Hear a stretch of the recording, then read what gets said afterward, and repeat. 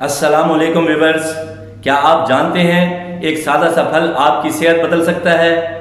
जी हाँ, हम बात कर रहे हैं सेब की। सेब को दुनिया भर में हेल्थ फ्रूट कहा जाता है क्योंकि इसमें बेशुमार फ़वाइद मौजूद हैं। सेब में फाइबर की मिकदार ज़्यादा होती है जो निज़ाम हज़म को बेहतर बनाती है, कब्ज़ और मैदे के मसाइल में मुफीद है। ये दिल की सेहत के लिए भी बहुत अहम है। सेब कोलेस्ट्रॉल को कम करने में मदद देता है और दिल की बीमारियों के ख़तरे को कम करता है।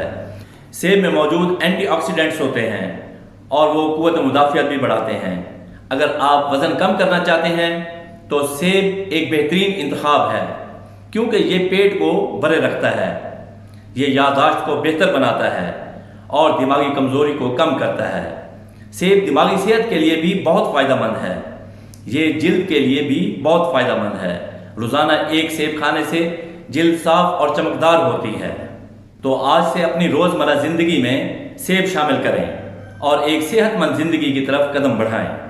अगर वीडियो पसंद आए तो लाइक करें, चैनल को सब्सक्राइब करें और वीडियो को शेयर करें। अल्लाह हाफिज़, जज़ाकल्लाह।